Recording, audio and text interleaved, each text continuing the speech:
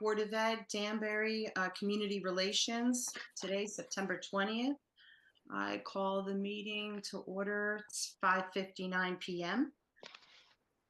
So I know it's been a long summer and the administration has been working hard. I've been in on some of these meetings, so I appreciate all of the hard work. And I know you've got a lot of updates. You've got 5 items on the agenda. So I'm just going to go ahead and toss it right over to you, Mike, if that works. Absolutely. Thank you, Michelle. Thank you. All right, I'm going to share my agenda here so we can all see. And everybody can see it? Yes, thank you. Okay, great. And I see Superintendent Walston is on the call as well. So he and I are going to kind of ping pong this one back and forth here, just sort of jump in and out on these different items. We're both working on different aspects of these. And then Ms. Ann Mead will jump in to talk a little bit about Parent University.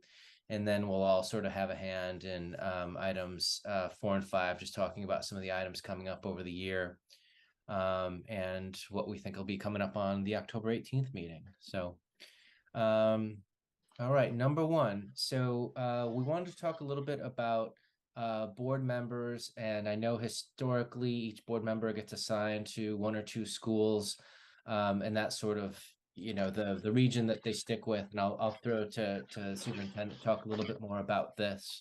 We came up with a bit of a template here. So Kevin, do you want to talk through this one a little bit? Sure, my pleasure. Good evening, everyone. Kate, Gladys, Julie, Al, Michelle. Thank you for chairing the committee for another year. Michelle and I had an opportunity to look at the agenda a little bit last week, and I was making her aware that previously, just in terms of Board of Education updates, and as a liaison to a school, our board members have the opportunity to kind of get to know what's going on in the respective buildings, attend PTO meetings, or get feedback from PTO members about some exciting things that might be going on in the buildings. And during our updates on the board agenda, they can provide updates for our board members. And I was sharing with Michelle, with so many new board members, I don't even think many other members even were aware that that was a function of the agenda. And so I just wanted to find an opportunity to just bring it to everyone's attention. These are, as of last year anyway, these were the assigned liaison schools. You'll see right now the PTO contact is blank. We're working with Citywide PTO to get the appointment of every person for every school building, plus their contact email. And we will work with the schools as well to get any dates, so you're not waiting too long on this. We will also reach out and try to get the information from the schools, so we'll know when their dates are. My understanding is a lot of these meetings are taking place remotely if you care to join or if you're available to join.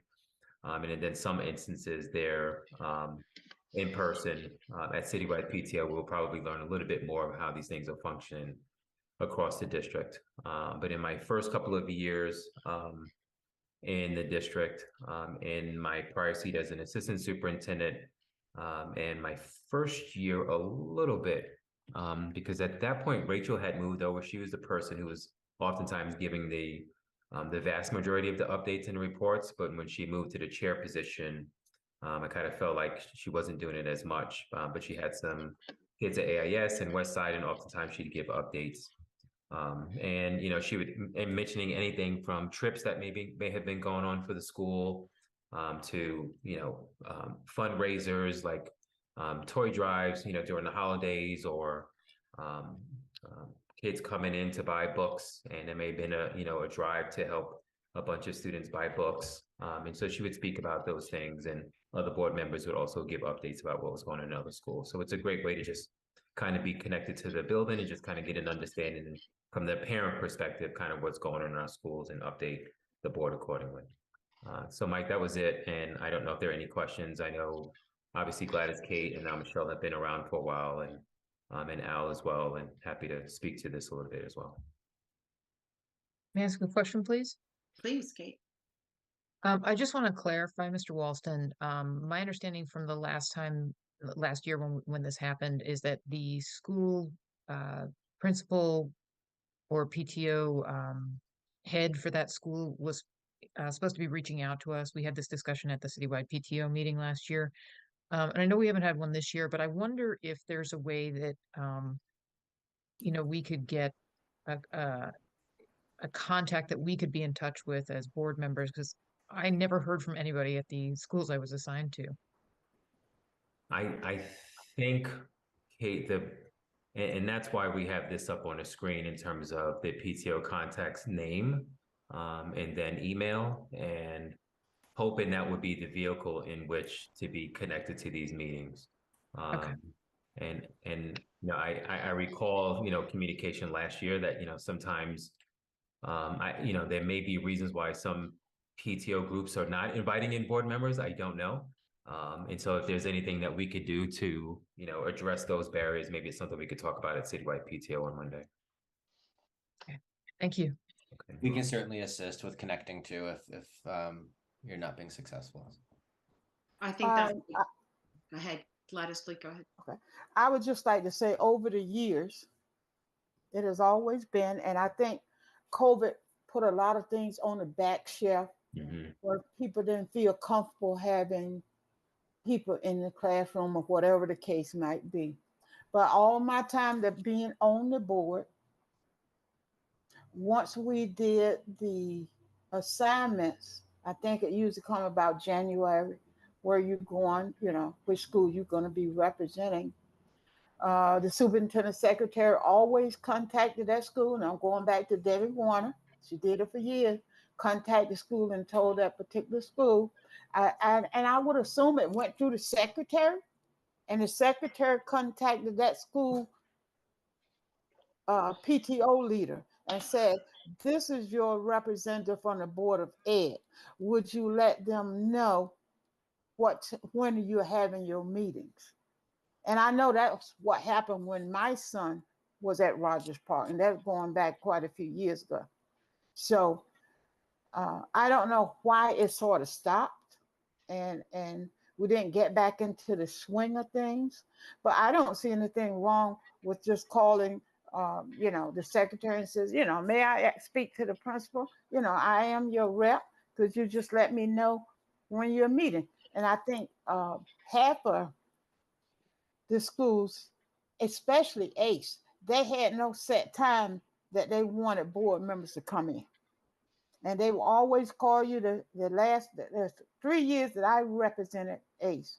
They will always call you the same day that they're having their PTO meeting to come. And I said to him, I can't operate like that. Mhm. So, it's contacting who's doing what.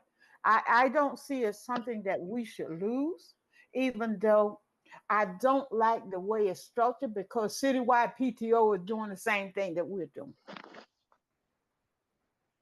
So, Okay, so So I know that last year, Lauren and I went and we started visiting schools, and it was the COVID thing, I think, that kind of changed things up a little bit. And we were told as board members that, you can go ahead, reach out to Kara, and she'll set up appointments if you'd like. And we were going to do it in like 2 or 3 at a time, to try to. So I know that I had gone to my Rogers Park, and I hit a good amount of schools last year. But I think Kevin and I were talking that we were maybe wanting to focus on a particular school as well, like Morris this month. And so, like, if you were going to visit a school, didn't we have that kind of a conversation, Kevin? Do you recall when we met? yes. Highlighting? So two different things. The liaison school assignment would be a school that we would be connected for the entire school year, right? yes. Kate, for example, her school I'm looking up on the screen is Haystown. And so if, assuming, Kate's schedule will allow for it, she would attend PTO meetings as much as she can and provide updates to the board, any exciting things that might be going on at the building. Like, so for example, I know they have a food drive at that school on behalf, and clothing drive on behalf of families in need at that school, right? And so that might be a thing. She says, "Hey, it's coming up in November, and this is what's happening at Haystown." That's the kind of update she would give. On the other side of this, separate and apart from the board assigned schools, to spotlight your school that I'm going to talk about, which is also in the agenda.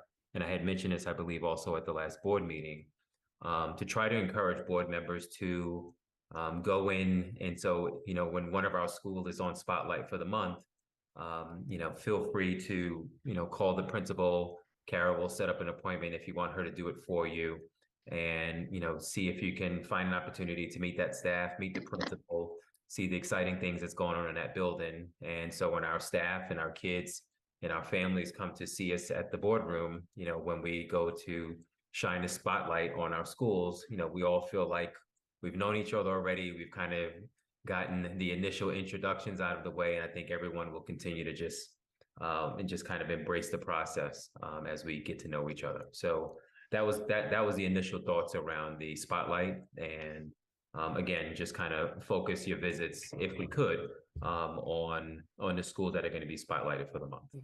So those are those two different things, but certainly both involve, board participation. Yeah, and the spotlight's a good transition. Before we do, I'll just say this: we'll be communicating with principals too, just to let them know that, we know there was a little hiccup in this during the pandemic, but it's coming back too, so they'll know to expect, to hear from you all. So And spotlight. I also think that, there's a lot of things going on within the district. Young teachers, new teachers, sometimes, the communication don't get where it needs to be. And teachers are doing everything that they possibly can do to maintain their classrooms and do their lesson plans and everything else. So, I'm not blaming anyone. I just think it's just a sort of relaxed atmosphere. And we haven't gotten back to the original thing that we had started to do. Because I know I can admit myself, every time that I knew it was a meeting, it was something else. Because South Street is my school. And I wanted to go, but something else was happening, either board or whatever, that I couldn't go. So That's what happened to me my whole first year. I couldn't make any of the meetings, but I could make the citywide PTO meeting. So that you get a little bit of everybody's school. And that kind of a situation, if you can't make your own personal citywide PTO, that you represent, that might be Very true. an option. Yeah, it's a good point, Michelle. Thanks for raising that. Thank you. All right, everybody ready to go on, or anybody else? Thank you.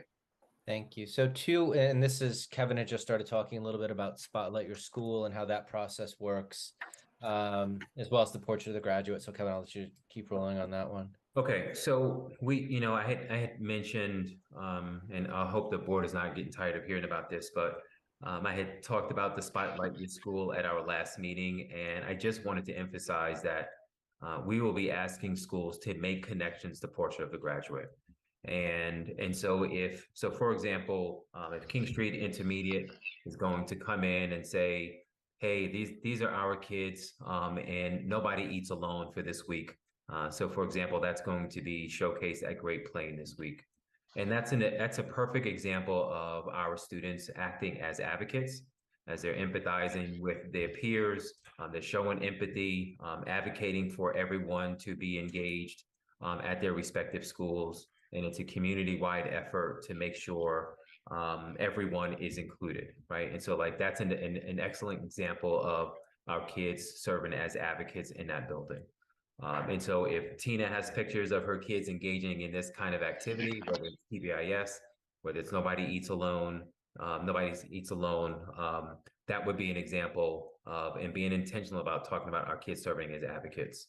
But if we have our students, and I know some folks in this call, Michelle, I think you attended last year when Rogers Park Middle School, Broadview Middle School, Westside Middle School, and they all had their project-based learning presentations. And in many ways, there were a number of different characteristics showed during those events, right? And so it was listening, it was our students acting as learners, it was our students, you can make the case, serving as advocates depending on the type of projects that they took on.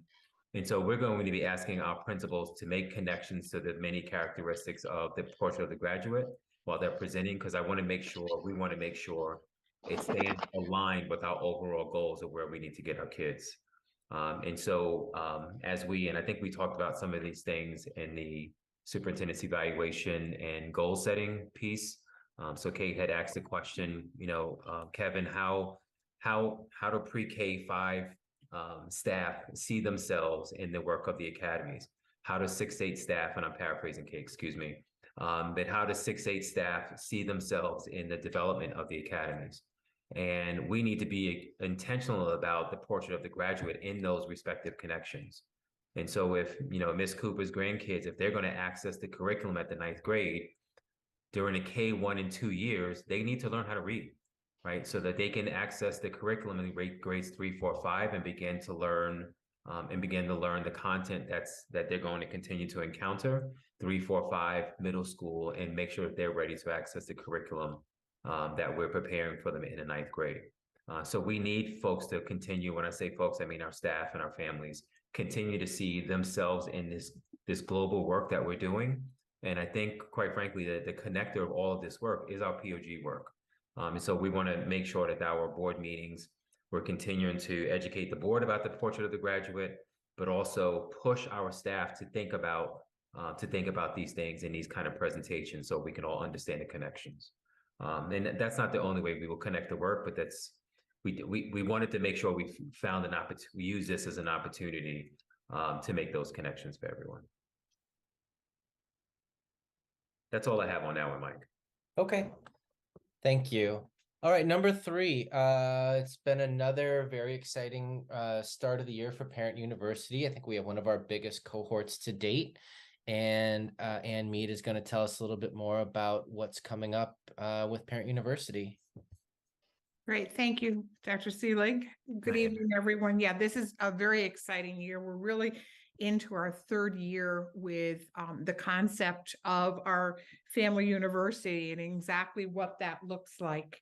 And so we will be hosting our first Saturday on October 21st. It will be a half a day workshop or set of workshops starting in the morning at 9 with a light breakfast, a keynote, and then families will get to choose 2 different workshops. We're looking at things such as substance abuse and prevention, our ESL, social emotional learning that we did last year.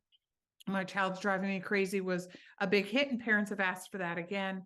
Protecting your child online.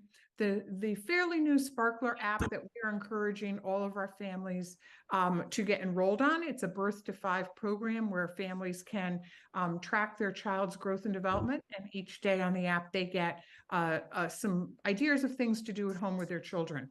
Of course, the computer skills and financial literacy will be there, easy meals. And of course, our new style of doing our learning what children are doing in the classroom.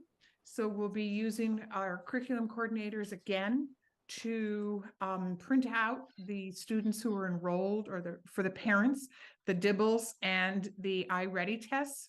They will talk to the parents about exactly what their child's test scores mean, and then provide activities in their native language for them to be able to do those activities at home. We did this style workshop last year and found that it was one of the best ways to really engage parents. And then we had some tracking journals that parents kept the hours of minutes that they worked with their children on homework. And we were also able to see their score development over a 3-month period of time with those extra interventions at home. And so the proof is in the pudding. We were really able to see that children did excel when parents were able to spend more time. And, many of the parents said, this is so hard. And then when they took the workshop, they were like, you know what, I can do that. My young child can be setting the table and doing one-on-one counting and things like that. So that was really great. For the students that day, we'll have live animals. We'll do some harvest crafts with natural products from outside, flowers and things like that. Pumpkin painting, terrarium building, general arts and crafts, and then physical movement, probably some storytelling in there too. So that's where we are with that. The other piece of Family University, besides just that day, is that the enhanced PEP, Parents Empowering People, has started. It started last Monday night with a wonderful group of students that enrolled in the program. About 320 students who have enrolled. That'll be over 3 cohorts of students, and they receive an hour of the People Empowering People. They then go into a 15-minute time of parent and child time together, because child care is provided, but we want parents to learn skills in their native language and in English to support their children as well. And then they have their ESL class. There is childcare provided and dinner for that as well. So we're off and running with a whole schedule of events. There is a flyer that is out there. You can pick up the flyer on the Sunday morning broadcast of all the events going on in Danbury, or request one from my office. But pretty much every month we are packed with different ways to engage our families. We have a coffee with Kevin coming up on October 3rd, I believe it is, in the evening at 6. And so always just check in with our office here to see exactly what we have going on. And please, board members, feel free to come out to it. Really, really important that we have you there. Okay, that's Yeah, it on I family know. anniversary. Last year it was a big success. There was like Mhm. 5, I think, Board of Ed members. Kate was there, and Ralph and Julie and myself, and it Yep. was a wonderful day. Thank you. With the petting zoo and everything, and breaking up into the different programs. Um, I know it's hard for, not everybody can get out, but if we could try to get several board members out there to show support, that would be great. I'm going to do what I can to be there. So if anybody knows that they can make it, please, that time is up. And can you share those dates with Kara P? And when I Yes. provide my update for the board, I can include it in there. Yes, absolutely, will do. Thank you, thank you. Yep. All right, thank you, Anne. Your programs are every year they just get a little bit more exciting and have a few new pieces to them. So this is going to be another good one. So Yep, we hope so. yeah. Okay, number 4. This one really just talks about kind of some of the things we plan to talk about over the course of the year. As you know, we have 4 community engagement meetings scheduled. The next one's coming up on October 18th. And some of the touch points, we won't just talk about these, and we won't necessarily hit one of these every meeting, but this is sort of the broad arc of some of the things that we feel are going to be important to talk about. This year, we're doing a big push on chronic absenteeism and regular messaging going out. We have a partnership going with Attendance Works, who's a nationally recognized organization that combats chronic absenteeism, and they have a whole bunch of strategies and communication templates that we can use to help message to parents just the importance of coming to school, and the not missing additional learning time. As everyone knows, we had a big bump at the statewide. It was a massive bump in chronic absenteeism that started in 2020 and continued through last year. And Kevin can talk a little bit more about the numbers. I think we were around 7-8% chronic absenteeism prior to the pandemic. And last year, along with the state, we were up into the low 20s. So every district in the state right now is really working to bring that down. And we're going to be really, really on top of it with some of our messaging going out to families. I don't know, Kevin, if you want to add anything to that one. Right. So the chronic absenteeism challenge that's in front of us is a dynamic we continue to try to overcome with our messaging, with educating our families. And as we approach these fall and winter months, I think it's something we have to be even more intentional about in terms of keeping our families informed about the importance of being in school every day. Unless, of course, your child is sick or has a fever or, has those kind of symptoms. And so this is something we will continue to work on and find opportunities to inform our families, particularly K-5, because it's our families that are making the decisions to keep our kids home. The same is true for the most part in middle school as well. And so we'll make sure that these families are informed of the importance of having their kids in school every day, making sure that they can access the tools to monitor their kids' respective attendance every day. I mapped out a plan with Anne in her office, kind of like monthly messaging for our families, particularly as we get close to the winter months and our holiday times, making sure we're following up with attendance messages as well.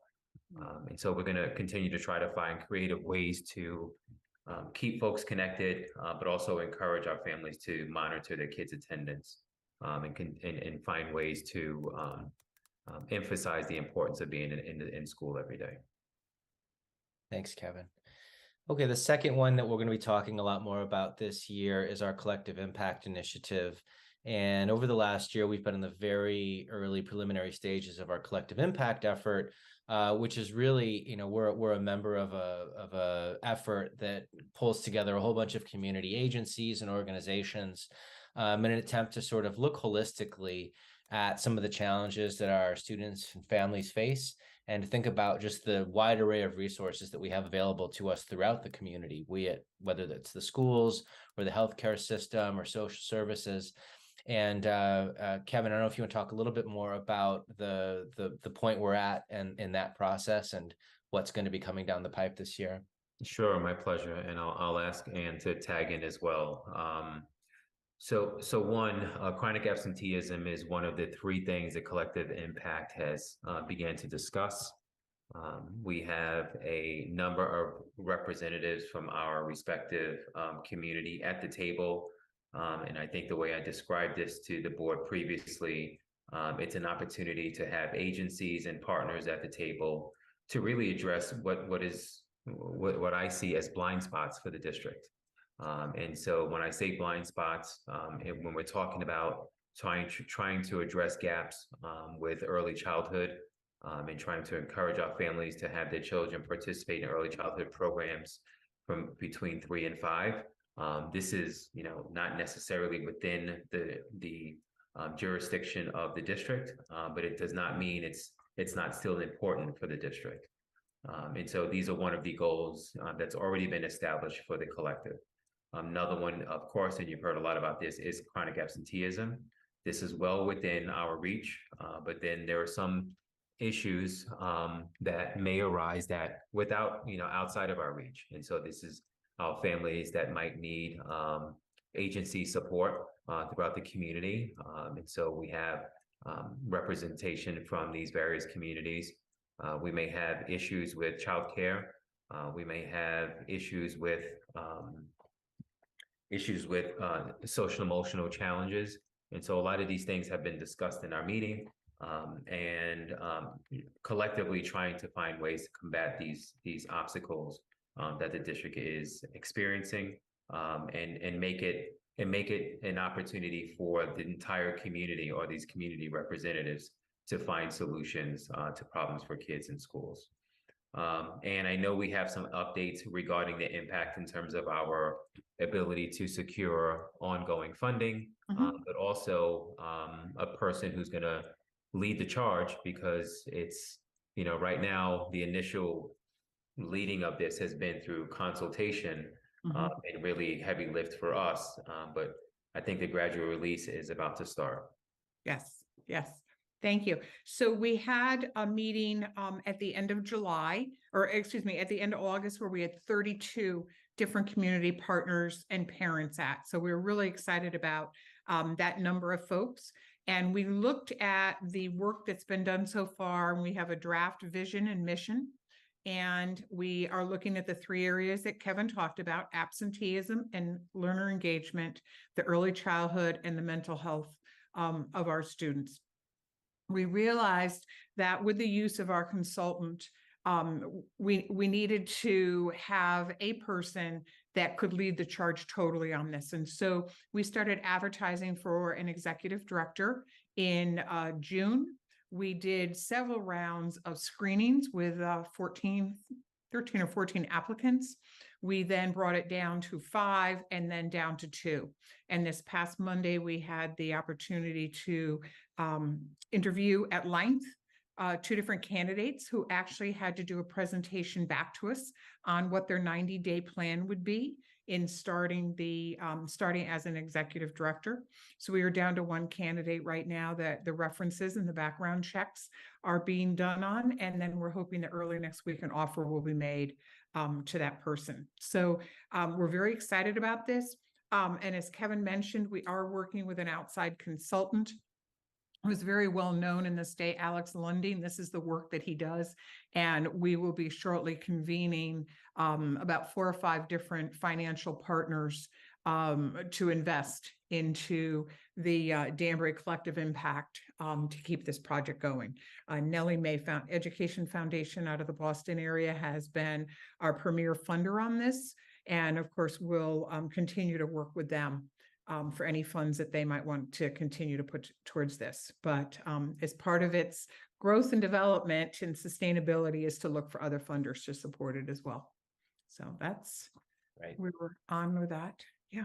Very exciting, Anne. Thank you. Yeah, it is And- exciting. Very And exciting. Mike, Yeah. I just wanted to, and I know Michelle, being at the meetings, had an opportunity to see someone from other organizations that are also doing this work. Mhm. But I'm wondering if at some point, I don't know if it would be appropriate with the full board or a committee, maybe we can ask the board members who are in this meeting, if there's an interest, to see if we can have maybe someone from Stanford or Norwalk or Waterbury. Absolutely. I know the gentleman from Waterbury Mhm. is currently is about to be the interim director at the Y Right. in Danbury.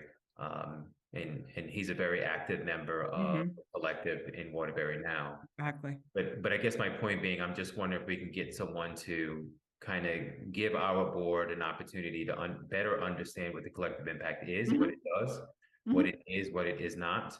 Yes. But just understand about the potential impact of having a collective in your community.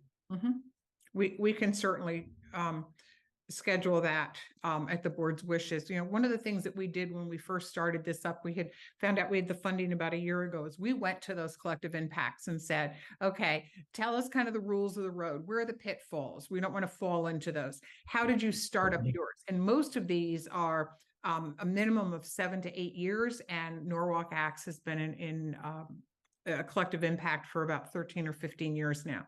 And so we were able to garner all their advice to really move fairly quickly with ours, which has been really, really good. But we've taken their great suggestions, and I know that they're very open to coming up to Danbury or doing a Zoom meeting to talk more about their CIs in their town. I can also share all of the Norwalk work with them. I am a member of the Norwalk one as well. And so I get all their newsletters and everything. So it's our aspiration of where we're looking for to go. But yeah, we can certainly get something scheduled. So I guess, Michelle, I don't know what your thoughts might be. I think it's a great idea because Okay. it is, there's a lot to it with the pushes and, the Strive program, Cradle to Career. I think that, that everyone's included. I think it's important to really get a little bit deeper for the Board of Ed to get a real understanding of what this program is. Because I know I learned a lot in the few meetings that I was in. Okay. Okay. All right. Thank you, Michelle. The other board Kate, members. Gladys, any other thoughts? Sorry, Michelle. I was just saying if there's any other board members, Kate or anyone else that would like to add anything, or if you're interested in further information to the board. I always like to hear more information, so you always get a thumbs up for that. Thank you.